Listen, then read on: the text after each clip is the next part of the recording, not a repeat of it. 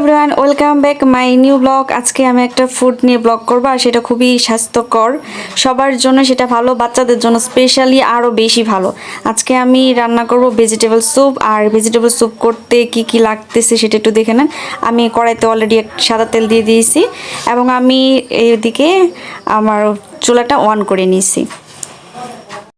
Soup করার জন্য সব থেকে ইম্পর্টেন্ট হলো এটা কর্নফ্লাওয়ার। আমি কর্নফ্লাওয়ারটা একটু জল দিয়ে গুলে নিলাম। দেখুন ভালো করে, এটা যদিও গুলতে হবে, এটা পরে আবার গুলবো। আমি একটু আপনাদের দেখার সুবিধার্থে বললাম। একটা ডিম নিলাম, আর এখানে নিয়েছি রসুন কুচি, আর লঙ্কা কুচি, আর এটা হচ্ছে নাগামরিচ। আর এখানে আমার যে সবজিগুলো ভালো লাগে সেগুলো নিয়েছি। আপনারা আপনাদের পছন্দ মতো যে কোনো সবজি নিয়ে ইউজ করতে পারবেন এটার জন্য। তো চলুন আমাদের রান্নাটা শুরু করে দিই। ফার্স্টে তেলটা একটু গরম হোক, তারপর দিয়ে দেব রসুন কুচি। রসুন কুচিগুলো একটু ভালো করে ভাজা ভাজা হোক। এই দেখুন রসুন কুচিগুলো ভালোভাবে ভাজা হওয়ার পর আমি এখানে দিয়ে দিলাম নাগামরিচ আর অন্য যে লঙ্কাটা আছে সেটা। কিন্তু আপনারা বাচ্চাদের জন্য ইউজ করলে নাগামরিচটা না দেওয়াটাই ভালো, যেহেতু আমার ঝাল খেতে খুব ভালো লাগে তাই আমি নাগামরিচটা ইউজ করছি। আপনারা চাইলে এটাকে বাদ দিতে পারেন, চাইলে এখানে গোলমরিচের গুঁড়াও দিতে পারেন, সমস্যা নাই, এটা আপনাদের পছন্দ মতো।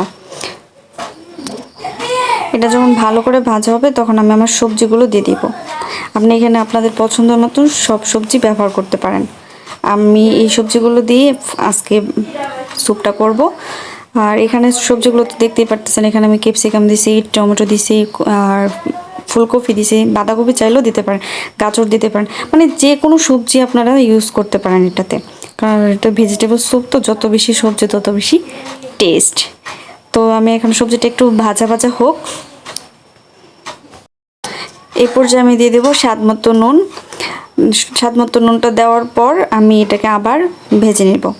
আপনারাও যতটুকু নুন দরকার ততটুকু নুন দিয়ে এটাকে ভালো করে ভেজে নেবেন। ভালো করে ভাজা হওয়ার পর এটাতে পানি অ্যাড করবেন। দেখুন আমার সবজিটা কিন্তু মোটামুটি ভাজা হয়ে গেছে। আর সবজিটা ভাজার একটা কারণ হলো, এটা একদিকে টেস্টটা বাড়ায়, আরেকদিকে হচ্ছে যে ফুলকপির যে একটা ঘ্রাণ থাকে সেটা আর কি চলে যায়। তারপরে যে আমি পানি অ্যাড করে দিলাম, অ্যাড করে এখন আমি ঢাকনা দিয়ে দেবো সিদ্ধ হওয়ার জন্য। তা ওইদিকে ঢাকনা দেওয়া থাক, এটা সিদ্ধ হতে থাক, আর আমি অপর দিকে আমার ডিমটা একটু ফেটিয়ে নিলাম, তাহলে আর কি দিতে সুবিধা।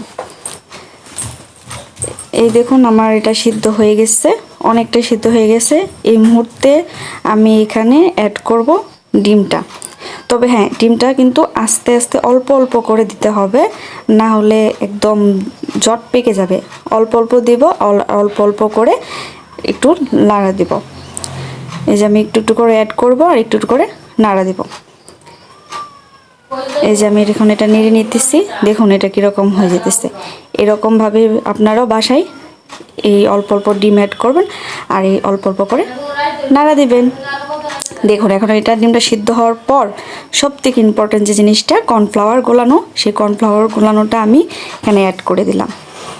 দেওয়ার পর আমি আবার একটু নাড়াচাড়া দিয়ে দেবো, তাহলে কি সম্পূর্ণটা ভালো করে মিক্সড হবে। এই পর্যায়ে আমাদের স্যুপটা কিন্তু রেডি হয়ে গেছে। স্যুপটা হওয়ার পর আমি দেখলাম যে একটু নুন কম হয়েছে, তাই আমি আবারও নুন অ্যাড করে নিলাম। এখন একটু নাড়াচাড়া দিয়ে আমি এটা নামিয়ে ফেলবো। তো আপনাদের সবার কেমন লাগলো আজকের ব্লগটা অবশ্যই কমেন্ট করবেন। আর আমি কিন্তু ফুড নিয়ে কোনো ব্লগ করি না, আমি সেভাবে ব্লগ করতে পারি না।